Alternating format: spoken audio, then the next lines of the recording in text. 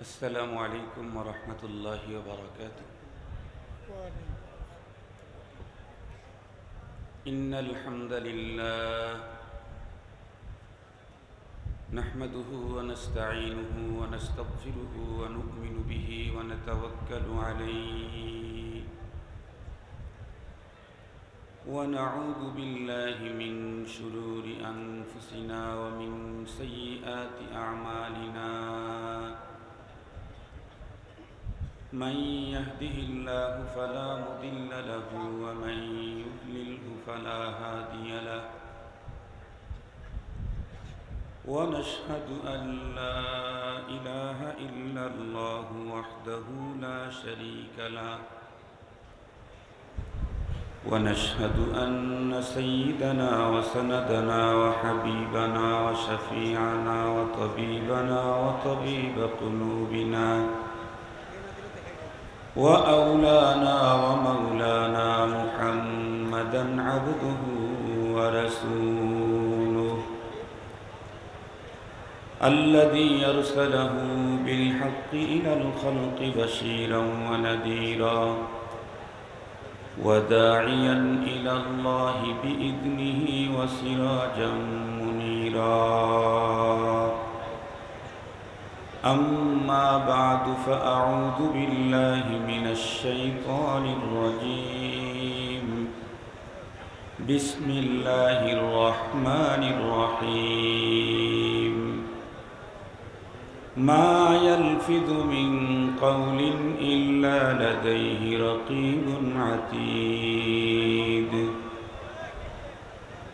وقال نبينا وصفينا وحبيبنا صلى الله عليه وسلم: من يضمن لي ما بين لحييه وما بين رجليه أضمن له الجنة، أو كما قال عليه الصلاة والسلام. صدق الله مولانا العظيم وصدق رسوله النبي الأمي الكريم، ونحن على ذلك لمن الشاهدين والشاكرين والذاكرين، والحمد لله رب العالمين. اللهم صل على سيدنا مولانا محمد وعلى آله وأصحابه وبارك وسلم. اللهم صل على محمد النبي الأمي وعلى آله وسلم تسليما. اللهم صل على محمد وأنزله المقعد المقرب عندك يوم القيامة. يا رب صل وسلم دائما أبدا على حبيبك خير الخلق كلهم. आज 8 নভেম্বর 2024 ইংরেজি জুমাবার দিবাগত রাত।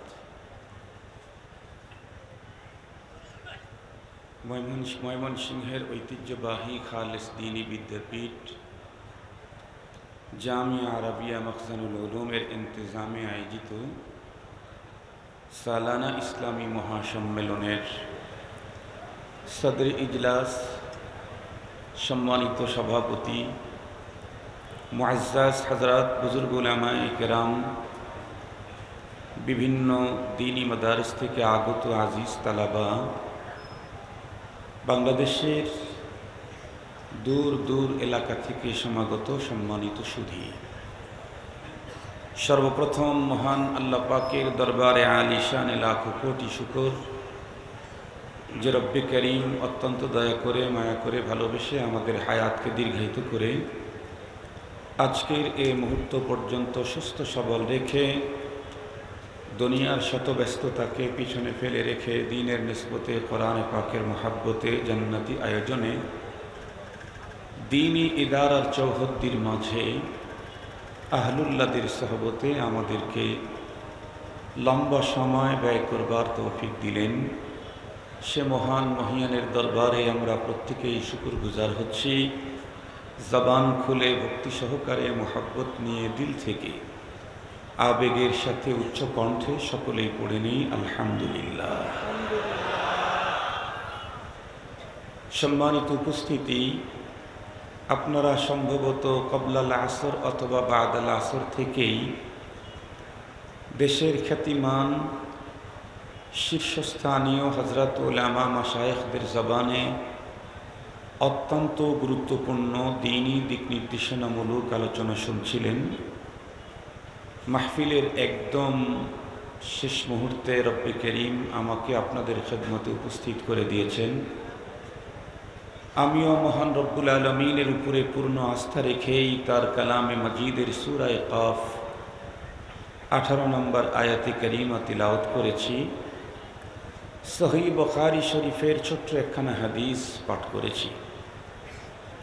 মহান মালিক যদি আমাকে তৌফিক দেন, তার দয়া যদি শামিল হাল হয়, তিলাওয়াতকৃত আয়াতে কারিমা এবং পঠিত হাদিসকে সামনে নিয়ে গুরুত্বপূর্ণ দুটি কথা আপনাদের খেদমতে তাকরার করতে চাই।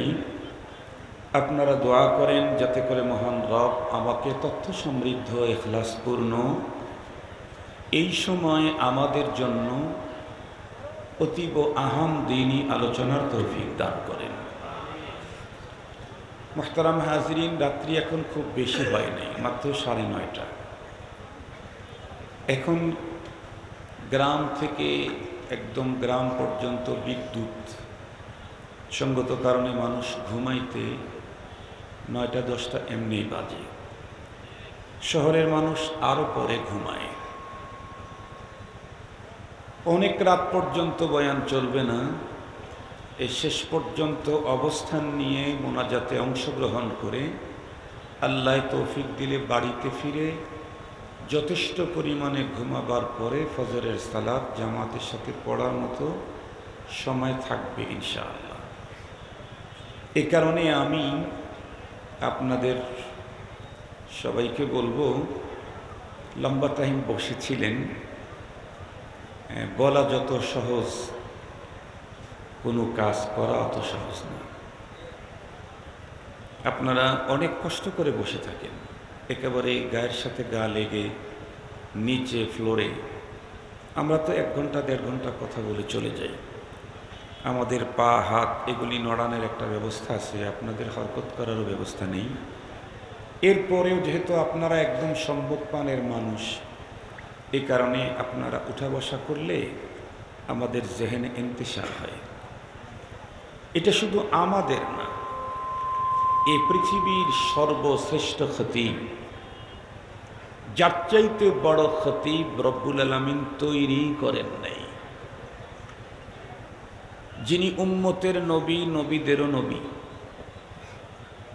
যিনি নবীউল আম্বিয়া, ইমামুল আম্বিয়া, যিনি মুসাদ্দিকুল আম্বিয়া,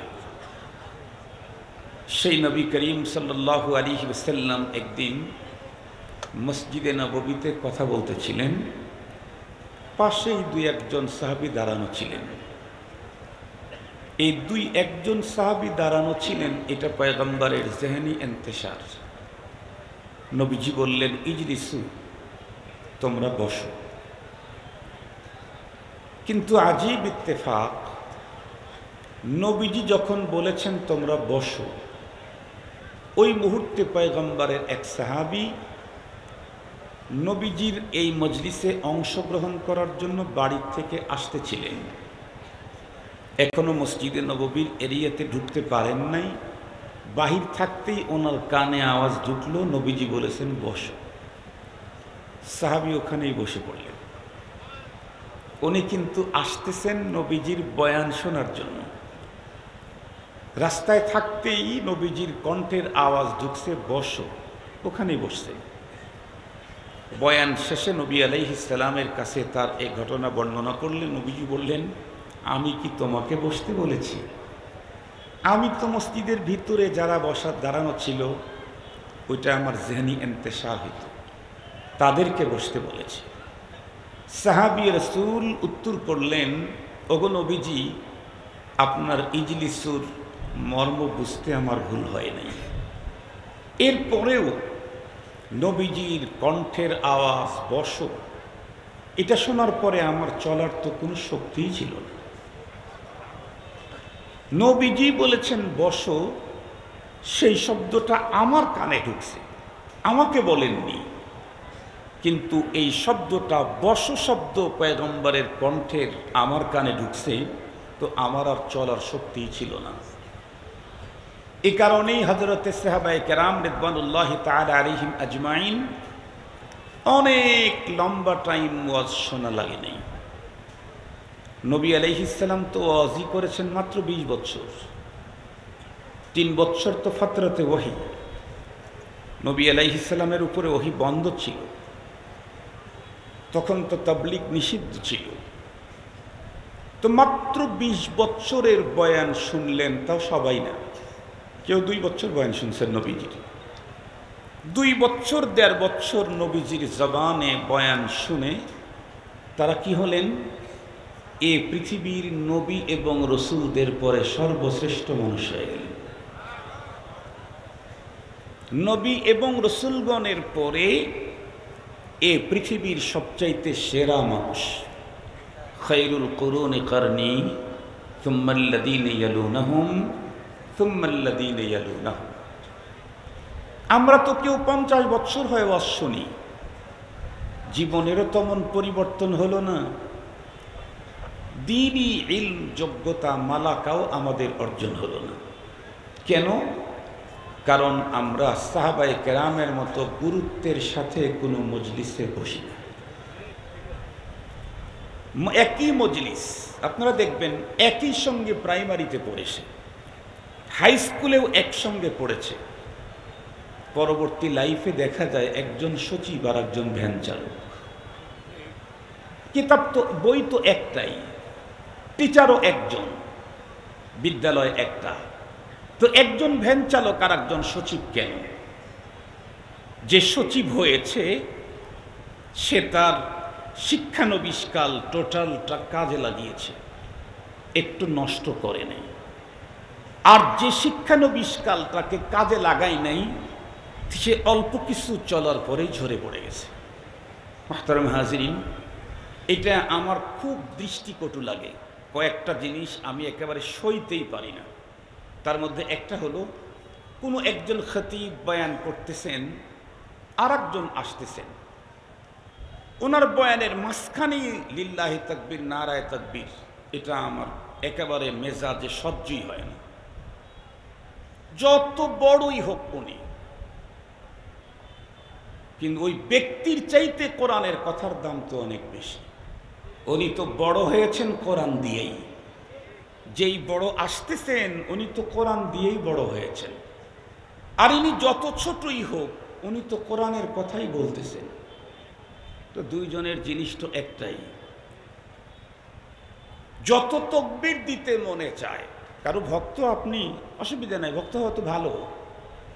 সাহাবায়ে কেরাম নবীজির যেই পরিমাণে ভক্ত ছিল, ওই পরিমাণে ভক্ত কিয়ামত পর্যন্ত কোনো মানুষের হবে না।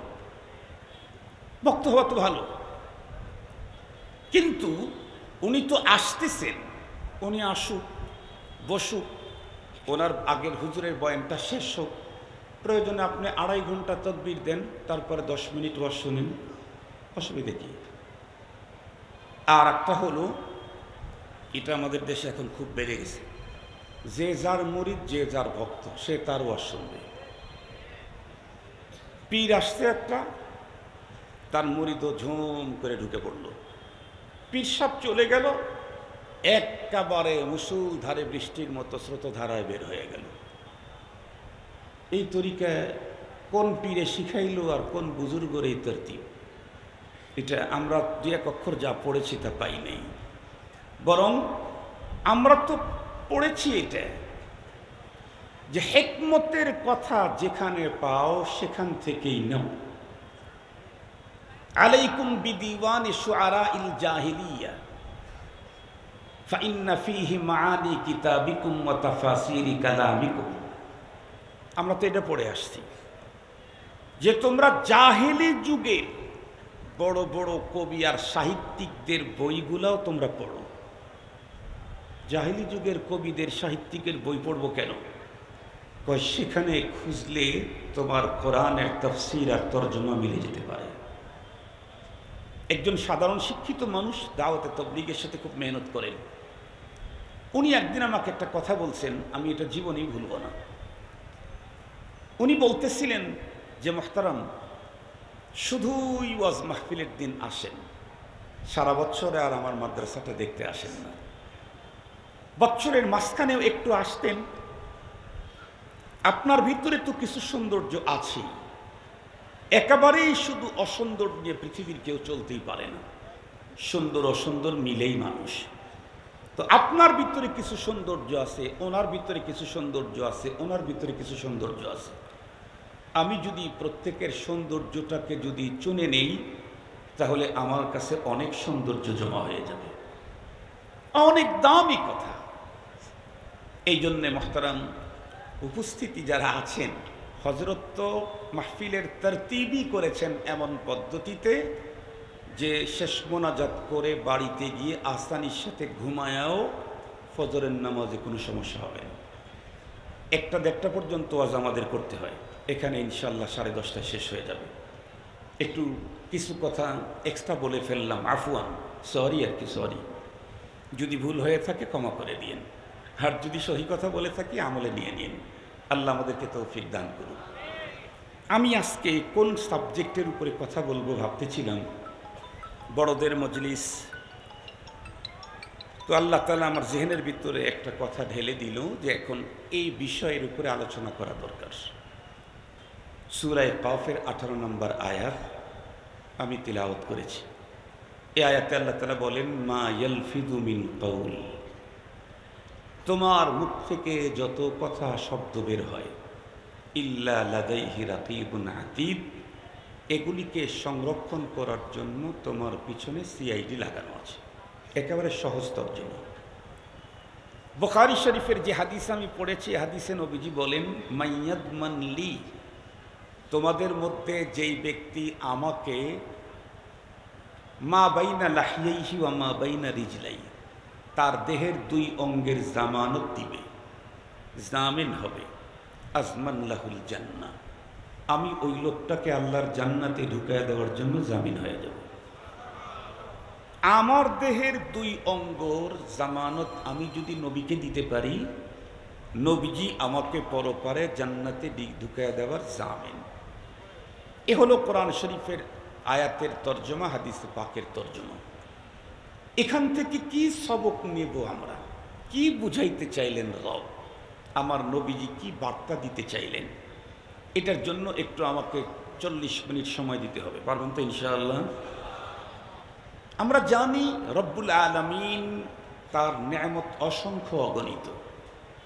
প্রতিটি মুহূর্ত মুষলধার বৃষ্টির মতো আমাদের উপরে বর্ষিত হচ্ছে। নেয়ামতগুলা যেহেতু আল্লাহর দিকে নিসবত, সঙ্গত কারণে কোনো নেয়ামতকে ছোট বলার সুযোগ নেই। রবের দেওয়া আবার ছোট হয় কেমনে? দেওয়াটা কার? বলেন না কার? এটা ছোট বলার সুযোগ আছে কি? নেই।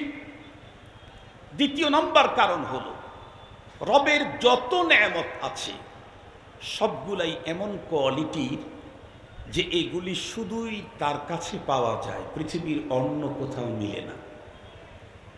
সুতরাং এটা কি পরিমাণে দাম, মূল্য, যে পৃথিবীর কোথাও মেলেই না। সহজে বুঝবার জন্য আমার নিজের দেহের কথা বলি। আমার বাম পায়ের 4টা আঙ্গুল নেই। গত বছর 30শে ডিসেম্বর রোড অ্যাক্সিডেন্টে আমার আঙ্গুলগুলি চলে যায়। এই 4টা আঙ্গুল চলে গেছে। এখন যদি তামাম পৃথিবীর সমস্ত মানুষ আমার প্রতি ভালোবাসা, মহাব্বত, হৃদ্যতা দেখায়, আর কোটি কোটি মিলিয়ন ডলার ব্যয় করে বলে যে খান সাহেবকে কমপক্ষে 1টা আঙ্গুল আমরা লাগাইয়াই দেব, পায়ের বৃদ্ধা আঙ্গুল 80% ব্যালেন্স নিয়ন্ত্রণ করে, আর 20% হলো 4 আঙ্গুলে। হাতের বৃদ্ধা আঙ্গুল 50% নিয়ন্ত্রণ করে, শক্তি থাকে, আর গুলাতে থাকে 50%। কিন্তু পায়ের বৃদ্ধাঙ্গুল 80% নিয়ন্ত্রণ করে। তো সবাই যদি চিন্তা করে যে খান সাহেবের কমপক্ষে বৃদ্ধাঙ্গুলটা লাগায় দেব, বলুন তো দেখি রবের দেওয়া হুবাহু এই আঙ্গুল আজকের পৃথিবীর কোনো জায়গা থেকে উদ্ধার করা কি সম্ভব? তিনি বলেন রবের দেওয়া নেয়ামত যেগুলি পৃথিবীর শুধুই তার কাছে পাওয়া যায় আর কারো কাছে নাই, এটির দাম কি পরিমাণে হতে পারে এটা বোঝার যোগ্যতা, ব্যক্ত করার ভাষা আমার নেই। রব্বুল আলামিনের প্রত্যেকটি নেয়ামত খুব দামি, তবে এর মধ্যে আল আহাম ফাল আহাম আছে। ফাদ্দালনা বা'দাহুম আলা বা'দ, একটার চাইতে আরেকটা দামি, ওটার চাইতে আরেকটা দামি, ওটার চাইতে আরেকটা দামি। আজকে যে আয়াতি কারিমা তেলাওয়াত করেছি এখানে রব্বে কারীমের একটা বড় নেয়ামতের কথা আছে এবং সেই নেয়ামতের কথা উল্লেখ করে রব আমাদেরকে সাবধান করেছেন। সেই নেয়ামতটা কি? কুওয়াতে তাকাল্লুম, স্পিকিং পাওয়ার, কথা বলার যোগ্যতা। কথা বলার যোগ্যতা আল্লাহর দেওয়া কত বড় নেয়ামত, এটা যদি আমি বুঝতে চাই তাহলে যেই মানুষটা দীর্ঘদিন পর্যন্ত কথা বলতে পেরেছে, আল্লাহ ইয়াযু বিল্লাহ, আল্লাহ আমাদেরকে পানা দিক, হঠাৎ প্যারালাইসিসের কারণে পুরা বডি ঠিক আছে বাট কথা বন্ধ হয়ে গেছে, এই জাতীয় কোনো পেশেন্টের কাছে গেলেই আপনি তার অবস্থান দেখে বুঝতে সক্ষম হবেন যে কথা বলার যোগ্যতা কত বড় নেয়ামত। আমি বলতে পারছি তো এই জন্য আমার কাছে এটার মূল্যায়ন নাই। ফার্সিতে একটা প্রবাদ বাক্য আছে, কদরে নেয়ামত বাদে জাওয়াল, বাংলাতেও আছে, দাঁত থাকতে দাঁতের মর্যাদা বোঝে না। যেই লোকটা কথা বলতে পেরেছে হঠাৎ প্যারালাইসিসের কারণে আর কথা বলতে পারে না, এই জাতীয় রুগীর সাথে দেখা করতে গেলে বুঝবেন, আমি নিজে গিয়েছি, এই চোখ দিয়ে দেখে এসেছি, যে কোনো মানুষ তার সাথে সাক্ষাৎ করতে গেলেই উনি অস্বাভাবিক অস্থিরতায় কান্নায় ভেঙে পড়েন। মুখে কোনো সাউন্ড নেই, শুধুই চোখের দুই কর্নার দিয়ে পানির ফোঁটাগুলি ঝর্ণার মতো বেয়ে বেয়ে পড়ছে, মুখটি বাঁকা করে এতটাই দুঃখ বেদনা তার অঙ্গ ভঙ্গিমায় প্রকাশ করে যে তার কান্না দেখলে যে তার জিয়ারতে গেছে সেও কাঁদতে থাকে। যার কথা বলার যোগ্যতা শীষ হয়েছে সেই বুঝে কথা বলা কত বড় নেয়ামত। আরো সহজ করে বলি, এই পৃথিবীর কোনো একজন মানুষ তার মনের যে কোনো ভাব আর একজনকে শেয়ার করতে চাইলে কথা বলেন, কথা বলার বিকল্প নেই। যেই লোকের মুখের আওয়াজ নেই সে তার দুঃখ কাউকে শেয়ার করতে পারে না। কত ব্যথা, কোথায় ব্যথা, কিসের ব্যথা, এটাই সে বলতে পারে না।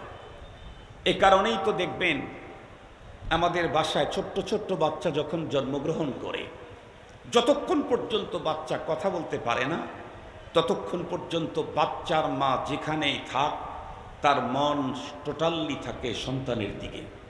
কেন? ও তো ওর ভাষায় কোনো কিছু ব্যক্ত করতে পারে না। আল্লাহর কি কুদরত, সন্তান শুধু একটাই পারে, সেটা হলো কান্না। কিন্তু এই কান্না কি ক্ষুধার কান্না? এ কান্না কি পেটের ব্যথার কান্না? এ কান্না কি হাতের হাড় ডিসপ্লেস হওয়ার কান্না? এ কান্না কি পিঁপড়া কামড় দেওয়ার কান্না? এটা বোঝা যায় না, সবগুলোতেই শুধু কান্দে। কিন্তু রব্বুল আলামিন এটা বুঝার কিছু যোগ্যতা দান করেছেন তার জন্মদাতা মাকে। কারণ মায়ের ব্লাড দিয়েই তো সন্তানের এই বডি তৈরি, মায়ের শরীরের ব্লাড দিয়ে সন্তানের বডি তৈরি। আজকের যত বড় পীর বুজুর্গ অলি আব্দুল কুতুব, যত বড় নেতাই আমি হই, মনে রাখতে হবে আমার এই টোটাল বডি আমার মায়ের দেহের রক্ত দিয়ে তৈরি, আমার মায়ের রক্ত দিয়ে তৈরি। বাবারও অংশ আছে, মায়েরও অংশ আছে, মায়ের অংশ বেশি আছে। মুহতারাম হাজিরিন, এ কারণে মাকে আল্লাহ তাআলা বোঝার যোগ্যতা দিয়েছেন। আপনারা দেখবেন অনেক সময় মা তার সন্তানকে ঘুম পাড়ায় দিয়ে গোসল করতে গেছে ওয়াশরুমে, মা একটু রিল্যাক্সে গোসল করবে 10 মিনিট, হঠাৎ 5 মিনিট যাওয়ার পরে মার গোসল অর্ধেক খাওয়ার পরে বাচ্চা চিল্লানি শুরু করছে, দাদি আসছে, নানি আসছে, ফুপি আসছে, খালা আসছে। বাচ্চাটাকে কোলে নিল, কান্না বন্ধ হয় না, দোলাইতে থাকে তাও কান্না বন্ধ হয় না, কোলে নিয়ে নাচাইতে থাকে তাও কান্না বন্ধ হয় না, মাথায় হাত দেয়, পায়ে হাত দেয়, বুকে হাত দেয়, তাও কান্না বন্ধ হয় না। মা তখন বুঝতে পারে 5 মিনিট থেকে 1 মিনিটে কাজ শেষ করে দৌড়ে আসে। নানি কিন্তু মায়েরও মা, নানিকে মায়েরও মা, কিন্তু নানি বুঝে নাই, মাকেই বোঝার যোগ্যতা দিয়েছে। মা এসে তখন তার সন্তানকে এদিক ওদিক করে তার শরীরের চিপা চাপা খুঁজতে থাকে। এত দোলান দোলাইল, তাকে এত নাচান নাচাইল, বুকে নিল, জড়ায় ধরল, চুমু খেল, এরপরে সন্তানের কান্না বন্ধ হয় না। খুঁজতে খুঁজতে দেখে পায়ের চিপার এক জায়গায় এত বড় একটা কি বলে পিঁপড়া কামড় দিয়ে ধরে আছে। মা তখন পিঁপড়াটা সরায় দিয়ে বলে, তোমরা এটাই চোখে পড়ে নাই? আমি তো বুঝতে পেরেছি আমার ছেলেকে কোনো না কোনো কিছু কামড় দিয়েছে। সন্তান সব ব্যথায় শুধু কান্না করে, কিন্তু কোন ব্যথায় কান্না করে এটা বুঝার কিছু যোগ্যতা আল্লাহ মাকে দিয়েছে। মুহতারাম হাজরিন, কথাগুলি একটু ভালো করে বুঝবেন। এই পৃথিবীতে আমি আমার আনন্দ শেয়ার করতে চাইলে আমার ভাষা লাগবে, আমি আমার দুঃখ শেয়ার করতে চাইলেও কথা বলেন কি লাগবে? ভাষা লাগবে। আমাকে আল্লাহ যতটুকু ইলম দিয়েছেন এর চাইতে যদি কয়েক কোটি গুণে ইলম আমার ভিতরে বেশি থাকতো, আমি যদি জামানার ইমাম রাজি হয়ে যাইতাম, ইমামে গাজালিও হইতাম, আমার কথা বলার যোগ্যতা না থাকলে এই চেয়ার আমার জন্য মানাইতো না। এই চেয়ারে আমি বসতে পেরেছি অনেক অল্প ইলম নিয়ে। ইলম অল্প থাকলে কি হবে? কুওয়াতে তাকাল্লুম আল্লাহ আমাকে দান করেছে। এ কারণে কথা বলার যোগ্যতা অনেক বড় নেয়ামত, বড় নেয়ামত। ওইটা খোদ একটা বড় নেয়ামত, এতটুকুন না, এই বড় দিয়া আরো বড় বড় নেক আমল করার প্রসেসিং সিস্টেম পদ্ধতি ইসলাম শরীয়ত আল্লাহ তাআলা দিয়েছেন। সুবহানাল্লাহ বলার সুযোগ আছে কি? একটু জোরে বলেন। আমি অবশ্য আগেই বুঝতে পারছি, আমরা ছোটবেলায় শুনছি বড়দের কাছ থেকে, কেন্দ্রের আসর অঞ্চলে পড়ে, কেন্দ্রের আসর অঞ্চলে পড়ে।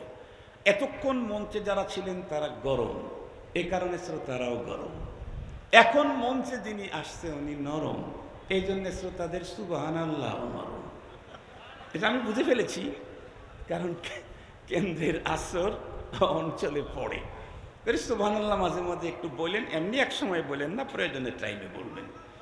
মুহতারাম হাজিরিন, দেখেন এই পৃথিবীর প্রতিটি মানুষ পরপারে জান্নাতি হতে চায়, বিল খুসুস যারা পরপারকে বিশ্বাস করে, হিন্দু হোক আর মুসলমান হোক সেটা কথা না। পরকালকে যে বিশ্বাস করে, ও যদি হিন্দুও হয় তাও পরপারে সুখী হতে চায়। এই জন্য বাংলাদেশের কোনো হিন্দু মরার পরে নরকে যেতে চায় না, সবাই স্বর্গে যেতে চায়। আপনাদের ময়মনসিংহে বড় বড় ব্যবসায়ী হিন্দু আছে না? তাদের বাবা মা মরে গেলে তাদের নামে লেখা থাকে স্বর্গীয় পিতা। দেখছেন কি আপনারা? স্বর্গীয় পিতা। তার মানে তারা তাদের বাপকেও নরকে পাঠাইতে চায় না, স্বর্গেই পাঠাইতে চায়।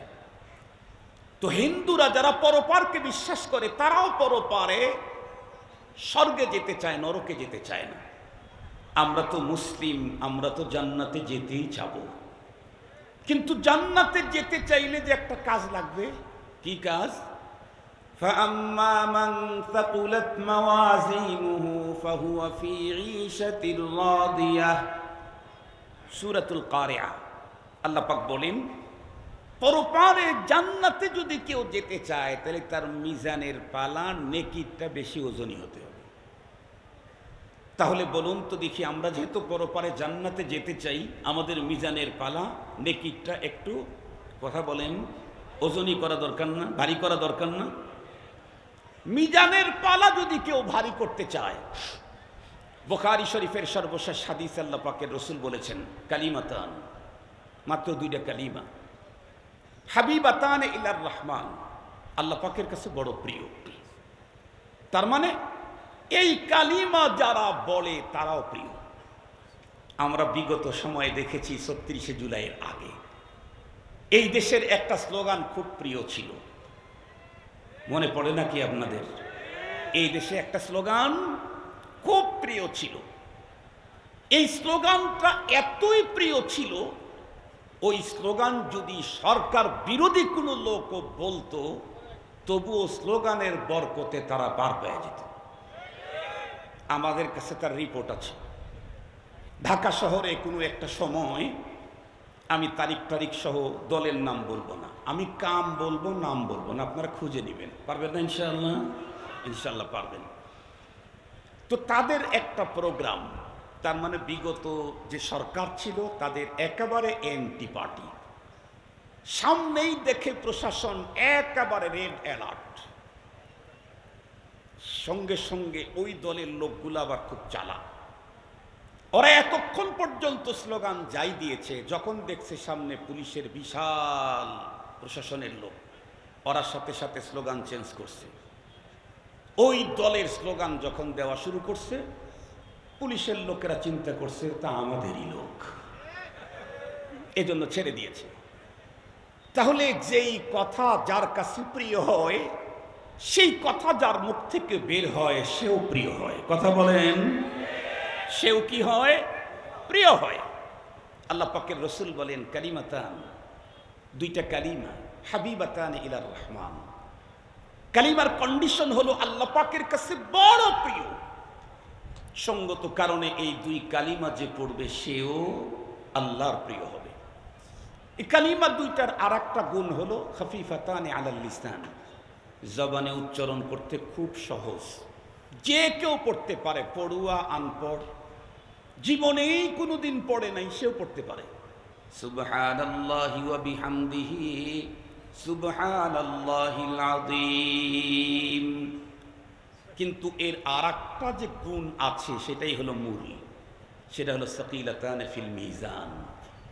মিজানের পালায় যখন উঠানো হবে সবচেয়ে বেশি ওজন হবে এই কালিমা দুইটার। আমরা জান্নাতে যেতে চাই, জান্নাতে যেতে চাইলে ফাআম্মা মান সাকুলাত মাওয়াজিনুহু ফাহুয়া ফি ঈশাতির রাদিয়াহ, তাহলে আমাকে তো মিজানের পালা ওজনই করতে হবে। আর ওজনই করতে চাইলে সবচেয়ে বেশি ওজন হবে মিজানের পালায় যে আমল, সেটা কি হাতের আমল, পেটের আমল, পিঠের আমল, টাকার আমল, পয়সার আমল, না জবানের আমল? আর একটু জোরে বলেন, আর একটু জোরে বলেন। জবানের আমল। সুবহানাল্লাহি ওয়া বিহামদিহি সুবহানাল্লাহিল আযীম। একটু কয়েকবার পড়ি, সুবহানাল্লাহি ওয়া বিহামদিহি সুবহানাল্লাহিল আযীম সুবহানাল্লাহি ওয়া বিহামদিহি সুবহানাল্লাহিল আযীম সুবহানাল্লাহি ওয়া বিহামদিহি সুবহানাল্লাহিল আযীম। তাহলে জবান খুব একটা বড় নেয়ামত, এইটা ব্যবহার করে সবচেয়ে বেশি ওজনী আমল করার পদ্ধতি আল্লাহ আমাকে দিয়েছেন। তিনি জবানের দাম আরো বেড়ে গেল। দ্বিতীয় নম্বর আমাদের নবীজি বলেন আফদালুদ যিকরি লা ইলাহা ইল্লাল্লাহ। যত জিকির দুনিয়াতে আছে সবচেয়ে উন্নত মানের জিকির হলো লা ইলাহা ইল্লাল্লাহ। জিজ্ঞেস করি, এই জিকির কি হাত দিয়া হয় না পা দিয়া হয়? পেট দিয়া হয় না পিঠ দিয়ে হয়? টাকা দিয়ে হয় না পয়সা দিয়ে হয়? কি দিয়া হয়? জবান। সবচেয়ে বেশি ওজনী আমল এটাও আমলে লিসানি। সবচেয়ে প্রিয় জিকির আফজালুজ জিকির, এটাও জবান দিয়ে করা যায়। শুধু এতটুকু না, না, না, আল্লাহর হাবিব আরো বলেন আফজালুল ইবাদাতি তিলাওয়াতুল কুরআন। খুব ভালো করে বুঝতে হবে, কোরআনে হাকিমে আল্লাহ পাক রব্বুল আলামিন জিন ইনসানকে তৈরি করার টার্গেট বয়ান করতে বলেন ওয়ামা খালাকতুল জিন্না ওয়াল ইনসা ইল্লা লিয়াবুদুন। আমি তো জিন ইনসানকে শুধুমাত্র কেবলমাত্র একমাত্র আমার ইবাদতের জন্য তৈরি করেছি। ইবাদতের মারাতেব আছে, কিছু ইবাদত ফারায়েজ, কিছু ওয়াজিবাত, কিছু সুনানু মুস্তাহাব্বাত ও নওয়াফিল। এই পৃথিবীতে নফল ইবাদতের যত কিসিম হতে পারে, এর ভিতরে সবচেয়ে বড় আফজাল ইবাদত হলো কোরআনে পাকের তিলাওয়াত। তার মানে ফজরের আগে উঠে তাহাজ্জুদ পড়েন, তার চাইতে তিলাওয়াতের দাম কম না বেশি? মক্কাতুল মুকাররমায় গিয়ে নফল ইবাদত করলেন, তার চাইতে কোরআনে পাকের তিলাওয়াতের দাম কম না বেশি? আমি জিজ্ঞাসা করতে চাই, সর্বশ্রেষ্ঠ ইবাদত এটা হাত পা পেট পিঠ দিয়া করা যায় নাকি জবান? বুঝা গেল রবের দেওয়া কুওয়াতে তাকাল্লুম, স্পিকিং পাওয়ার এত বড় মহান এক নেয়ামত। খোদ কথা বলার যোগ্যতাই এক নেয়ামত। আর সবচেয়ে দামি দামি ইবাদত, দামি দামি কাজ, নেকির কাজ এ জবান দিয়েই হয়। মুহতারাম হাজিরিন, তাহলে বুঝেন জবানের দাম এখন কি পরিমাণে বাড়ল। এই জবান যখন দামি কাজ করে, এই জবানের দাম, এই ঠোঁটের দাম, জিহ্বার দাম কি পরিমাণে হয়? সহিহ হাদিস খুলে দেখেন, এই জমিনে কোনো মুসলমান নারী পুরুষ আল্লাহর কোরআন যদি শুদ্ধ তেলাওয়াত করে অথবা বিশুদ্ধ তেলাওয়াত করে, আকীদাতের সাথে আদাবের রিআয়াত করে, তাহলে তিলাওয়াতকারীর ঠোঁটকে চুমু দেওয়ার জন্য আসমান থেকে ফেরেশতা জমিনে সিরিয়াল ধরতে থাকে। এই ঠোঁট কত দামি হয়ে গেল, কেন? দামি ইবাদত করার কারণে। ফেরেশতা তার ঠোঁটকে চুমু খেতে আসে। আমরা তো কয়েকদিন আগে দেখলাম তুরস্কের প্রেসিডেন্ট রজব তাইয়্যিব এরদোগান বাংলাদেশের গৌরব মুআজ মাহমুদকে 127টা রাষ্ট্রের মধ্যে সম্ভবত নাম্বার 1 হয়েছে। তাকে তো উপঢৌকন দিয়েছেই। তুরস্কের মতো একটা রাষ্ট্রের প্রেসিডেন্ট তার হাতকে চুমু খেয়েছে। আল্লাহু আকবার বলেন। যেখানে তুরস্কের মতো রাষ্ট্রের প্রেসিডেন্ট হাফেজে কোরআনের হাতকে চুমু খায়, সেখানে আমার দেশের 3.5 টাকার নাস্তিক রাম আর বামদের চুলকানি হইলে কিছুই আসে যায় না। 3.5 পয়সার রামবাম, 3.5 পয়সার রামবাম। আমার দেশের নাস্তিক পাড়ায় যদি কোনো চুলকানির মতো ভয়ঙ্কর রোগ যদি ছড়ে, হাফেজে কোরআনদের ইজ্জত দেখে, উলামায়ে কেরামদের মিলন মেলা দেখে, বাংলাদেশের সোহরাওয়ার্দী উদ্যানে জাতীয় উলামা মাশায়েখের সম্মেলন দেখে এমনটাই চুলকানি তসলিমান, ওই পার থেকেও ট্যাটাস না দিয়ে নিজে আর বাঁচতেই পারে নাই। শেখুল হাদিস আল্লামা আজিজুল হক রহমতুল্লাহি আলাইহি, আমি ওনার কাছে বুখারী শরীফ পড়েছি, তিরমিজি শরীফ পড়েছি। আমার মনে পড়ে আমরা যখন বুখারী পড়ি তখনই তসলিমার উত্থান হয়েছিল। তসলিমা কোরআনের বিপক্ষে নানা রকমের কথাবার্তা বলা শুরু করলো। হুজুর একবার বাইতুল মুকাররমের উত্তর না দক্ষিণ গেটে একটা সমাবেশ ডাক দিলেন। তো সেইখানে রহমানিয়ার এক ছেলে তসলিমার বিরুদ্ধে একটা সিরিয়াস সুন্দর একটা গজল তৈরি করলো। গজলটা শুনে হাসতে হাসতে শেষ পর্যন্ত হাসতে হাসতে মুখে রুমাল দিয়ে দিয়েছে। ওইখানে হুজুর বলেছিলেন যে দেখেন, অনেক সময় গৃহস্থের বাড়িতে কিছু শেষরা চোর ঢোকে, শেষরা চোর গৃহস্থের বাড়িতে। তো গৃহস্থের বাড়িতে যদি শেষরা চোর ঢোকে, এই চোরকে তাড়াবার জন্য রাইফেল নেওয়া লাগে না। গৃহস্থ শুধু টের পায়া যদি খালি একটু জোরে কাশি দেয়, তার মানে বুঝাইলো আমি কিন্তু জাগনা আছি। তাইলে শেষরা চোর আর ওই এলাকায় থাকে না, কারণ তো চোরটা তো শেষরা। শেখুল হাদিস হুজুর বলেছিলেন, ইসলাম আর ধর্মের ঘরে তসলিমার মতো এক শেষটা চুন্নি দাঁড় হয়েছে। এটাকে বিতাড়িত করার জন্য আমাদের কোনো বড় কিছু করা লাগবে না। মুসলমান জোরে একটা আওয়াজ দিবে, শেষটা চোর এলাকা থেকে ভেগে চলে যাবে। কালান্দার আঁচে গুয়াত দিদা গুয়াত, বড়দের কথা কি 100% রাইট। শেষ পর্যন্ত তাই হলো। মাত্র মুসলমানদের একটা আওয়াজেই তসলিমা দেশ তো ছাড়লো, সারা জীবন যেই বোরকার বিরুদ্ধে বলল সেই বোরকা পরেই পালায় গেল। বিগত সময় তো আরো ভয়ঙ্কর দেখলাম, ও তো তসলিমা নারী হয়ে বোরকা পরে পালাইছে। বিগত সময় দেখলাম অনেক পুরুষেরাও বোরকা পরে পালায়। আপনারা দেখছেন না, শুনছেন না? এখান থেকে সবক নেওয়া দরকার। আমি কারো দুঃখ দুর্দশা দেখে আনন্দ করতে চাই না, এখান থেকে সবক নিতে হবে। কি? তারা যা করছে আমার তা করা যাবে না।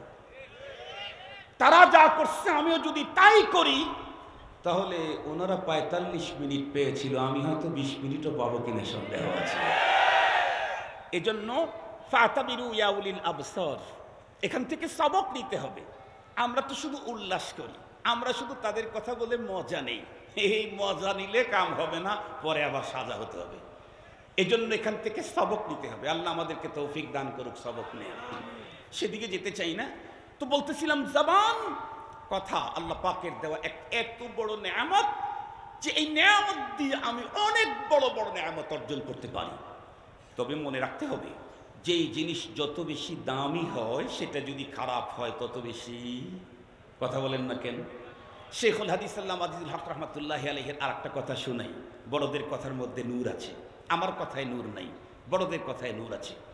শেখুল হাদিস সাহেব একদিন আমাদেরকে ডেকে বলছিলেন, এই বাবা, তোমরা বলতে পারো অনেক হোটেলের পাশে কিছু কুকুরকে দেখবা, যেই কুকুরের পিঠে শরীরে একটা লোমও নেই, পুরা চামড়া মোটা হয়ে গেছে আর দাউদের মতো হয়ে গেছে। তোমরা কি জানো এই কুকুরটার এই কন্ডিশন কেন? আমরা তো আসলেই জানি না। আমরা বললাম, হুজুর জানি না তো। হুজুর তখন বললেন যে দেখো, আমাদের দেশে সবচেয়ে উন্নত খাবার হলো ঘি, সবচেয়ে নিম্নমানের খাবার আমাদের দেশে হলো ভাত। ভাত যদি কারো বাসায় নষ্ট হয় শীতের দিনে অথবা গরমের দিনে, একেবারে নষ্ট হয়ে গেছে, গন্ধ অস্বাভাবিক, সেটা ভিন্ন কথা। মোটামুটি যদি নষ্ট হয়, তাহলে এটা শুকনা মরিচ, পেঁয়াজ, 1 নাম্বার সর্ষের তেল, আর আগে রসুনের পাতা দিত। এখন তো রসুনের আবাদি বেশি পাওয়া যায় না। এইগুলা দিয়ে যদি খুব ভালো করে সাইজ করে, আমার মনে হয় কাচ্চি বিরিয়ানির চাইতে কম মজা না। বিশেষ করে সব খাওয়ার পরে প্লেটের সাথে যেটা লেগে থাকে, ওইটা মুছে খাইতে যে আরো মজা। খাসির রেজালা ফেল।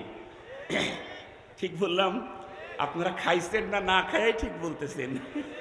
বাংলাদেশের শ্রোতারা, এক বক্তা বলে গেছে একটা, কয় ঠিক, পরের বক্তা একেবারে ডাইরেক্ট উল্টাটা বলে ঠিক। এ হলো বাংলাদেশের শ্রোতা। আগের বক্তা যেটা বলছে, পরের বক্তা একবারে সেম উল্টাটা বলছে, আক্স বলছে, তারপরেও বলে ঠিক। তার মানে বুঝুক আর না বুঝুক, হুজুর বলছে এটা তো ব্যাঠিক হইতেই পারে না। সব ঠিক। আপনাদেরকে আল্লাহ তাআলা বুঝ ভালো দান করুক। ঠিকের জায়গায় ঠিক বলেন, ব্যাঠিকের জায়গায় ব্যাঠিক যদি বলার পরিবেশ না থাকে, চুপ করে থাকবেন। মনে থাকবে তো ইনশাআল্লাহ। সংসদে দেখেন না সিস্টেম, যে পক্ষে যারা আছেন তারা হা বলুন, তো তখন হ্যাঁ বলে কিছু মানুষ, লোক যতই কম হোক, কিন্তু সরকারের পক্ষে হ্যাঁ, তো তখন স্পিকার বলে হ্যাঁ জয়যুক্ত হয়েছে, হ্যাঁ জয়যুক্ত হয়েছে। তো আপনারা কমপক্ষে হ্যাঁ না বলে চুপ করে থাকেন, তাহলে না জয়যুক্ত হয়ে যাবে। আল্লাহ তাআলা যেন তৌফিক দান করে। মুহতারাম হাজিরিন, যে কথা বলতেছিলাম, শেখুল হাদিস সাহেব হুজুর বলেন, ঘি হলো সবচেয়ে দামি খাবার। এই কুকুরগুলি ওই হোটেলের পচা ঘি খাইছে। ঘি পচে গেলে মানুষ খায় না। ওই কুকুর খাওয়ার কারণে ভিতরের কন্ডিশন কি আল্লাহ জানে, তবে ওর উপরের কন্ডিশন একটা লোম নাই। তার মানে হলো, যে জিনিস যত বেশি দামি, এটা নষ্ট হলে তত বেশি নষ্ট হয়। এ কারণেই তো আল্লাহ পাকের রসুল বলেন, লিসান জিরমুহু সগীর জুরমুহু কবীর। মনে রেখো, জিহ্বা একেবারে তোমার দেহের ছোট্ট একটা অঙ্গ, হাতের সমান না, পায়ের সমান না, পেট পিঠ মতো না, মাথার ভিতরে অনেকগুলি অঙ্গের একটা হলো জিহ্বা। এত ছোট হলে কি হবে, কিন্তু এর অপরাধ বড় ভয়ঙ্কর।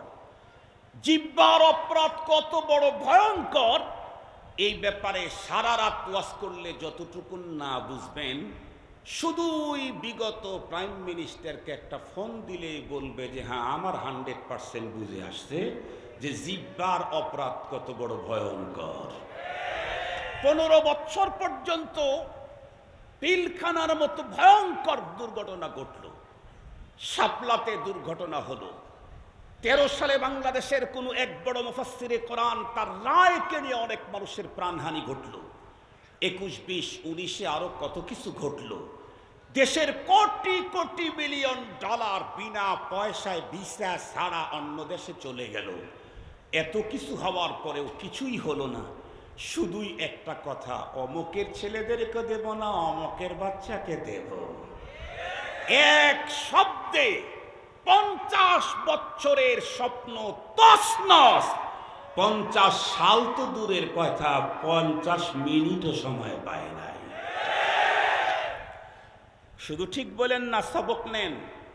ওনার মতো পাওয়ারফুল একজন নারী, তাম ওয়ার্ল্ডে পাওয়ারফুল নেত্রীর অন্যতম সে।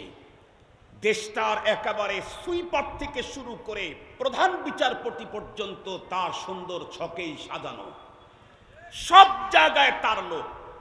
এরপরেও একটা শব্দের কারণে যদি এত বড় ভয়ঙ্কর পরিস্থিতির শিকার হতে হয়, আমার তো কোনো পাওয়ারই নাই, তাহলে আমার কথা বলতে কত সতর্কতা অবলম্বন করা দরকার। ওনার মতো মানুষের যদি এত বড় ভয়ঙ্কর পরিণতি হয়, আমার তো কোনো পাওয়ারই নেই। এই জন্য কিতাবে বলা হয়েছে সালাসাতুন লা তাউদ, 3টা জিনিস এমন আছে যা বেরিয়ে গেলে আর ফিরে আনা যায় না। আল কালিমাতু ইদান তালাকাত, মুখ থেকে যখন কথা বের হয় আর ফিরানো যায় না। ছেলেরা যখন বৈষম্য বিরোধী কি বলে কোঠা বিরোধী আন্দোলন শুরু করলো, এই সময়ে উনি একটা আওয়াজ বের করার সাথে সাথেই ছেলেদের রফা দফা বাড়া শুরু হয়ে গেল। উনি তখন ওনার এই কথাটাকে ফিরিয়ে আনার জন্য অনেক চেষ্টা করলো, মিডিয়ার সামনে আসলো। আমি তো ওইভাবে বলি নাই, এইভাবে বলেছি। কিন্তু উনি যতই তাফসীর করতে থাকে সালাসাতুন লা তাউদ, আল কালিমাতু ইদান তালাকাত, যতই বক্তব্য দিতে থাকে, ততই ছেলেদের দফা কমতে থাকে। সর্বশেষ কয় দফা? আরো বলেন তো দেখি, কমছে না বাড়ছে? আরো জোরে বলেন।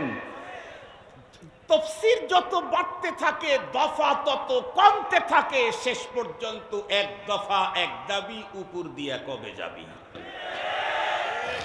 মুহতারাম হাজরিন, এখান থেকে সবক নিতে হবে, মজা নেওয়া না, সবক নিতে হবে। ওনার মতো পাওয়ারফুল একজন নেত্রী, তার বাবা বাংলাদেশের স্বাধীনতার স্থপতি, সব জায়গায় তার লোক বসাবার পরেও একটা শব্দ স্লিপ করছে তো সব মিসমার হয়ে গেছে। আমাকে কথা বলার আগে ভাবা দরকার। কেন? এ দুনিয়াতে যেমন সরকারের সিআইডি আমার পিছনে আছে, মহান রবের সিআইডিও আছে। আল্লাহ পাক রব্বুল আলামিন সূরাতুল কাফের 18 নম্বর আয়াতে কারিমাতে ডেকে বলেন, মা ইয়ালফিদু মিন কাউলিন ইল্লা লাদাইহি রাকিবুন আতীদ। তোমার জবান থেকে যত শব্দ বের হবে, সবগুলি শব্দকে সংরক্ষণ করার জন্য আমি তোমার পিছনে লোক লাগায় রাখছি, তার মানে সিআইডি লাগায় রাখছি। সিআইডি কোথায় থাকে, কেমনে থাকে আল্লাহ পাক তাও বলেন, ইদ ইয়াতালাক্কাল মুতালাক্কিয়ান আনিল ইয়ামিনি ওয়া আনিশ শিমালি কাঈদ। ডান দিকে একজন বসানো আছে, বাম দিকে একজন বসানো আছে। তারা বন্ধুরা আমার আবার জীবনের প্রত্যেকটি কথা কার্যকলাপগুলি লিখে ফেলতেছে।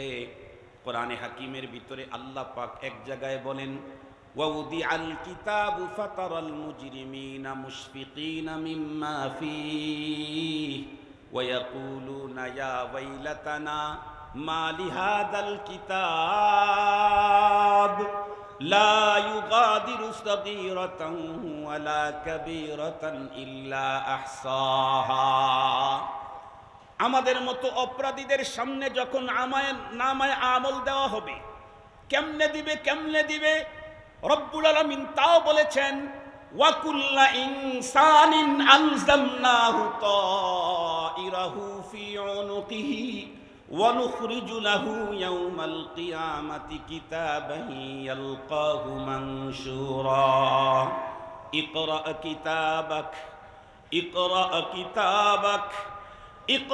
কিতাবাকা কাফা বিনাফসিকাল ইয়াওমা আলাইকা হাসিবা।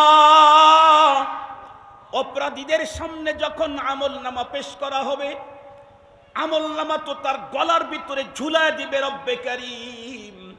আমল নামা যখন খুলে দেখবে তখন দেখবে জীবনের ছোট্ট কোনো কথাও তো বাদ দেয় নাই।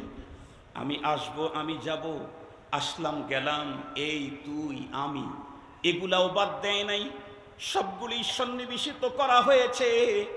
এক পর্যায়ে খুলে যখন দেখতেই পারবে শুধুই গুনাহ আর গুনাহ, শুধুই প্রবলেম, শুধুই ঝামেলা, সমস্যা আর সমস্যা, তখন লোকগুলি বলবে ইয়া লাইতানি লাউলাম উতা কিতাবিয়া, ইয়া লাইতানি লাউলাম উতা কিতাবিয়া, হায় আফসোস যদি আজকে আমল নামা আমাকে না দেওয়া হতো তাইলে তো ভালো ছিল।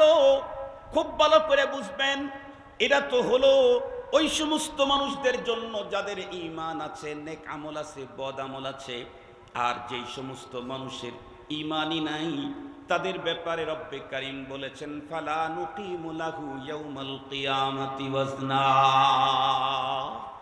যার ঈমানই নাই তার জন্য পালাই কায়েম করা হবে না, তার জন্য পরিমাপ যন্ত্রই কায়েম করা হবে না। তোর তো ঈমানই নাই, কি দেখবো তোরটা কি দেখবো আমি? এই জন্য সবচাইতে বড় ধন এ পৃথিবীর মানুষের, সেটা হলো ঈমান।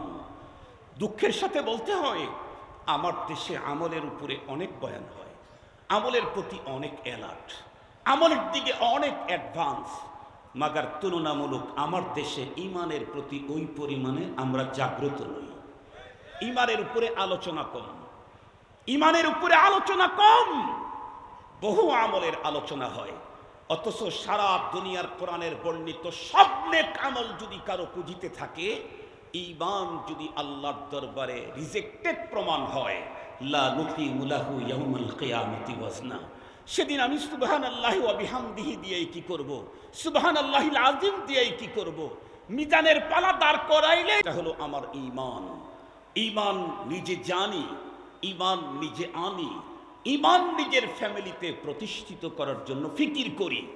আমলের দিকে অবশ্যই আগাবো, তবে আমল সেকেন্ড টাইম, ফার্স্ট টাইমে হলো আমার ঈমান। আমি সেদিকে যেতে চাই না, আমার আজকে ঈমান নিয়ে আলোচনা না।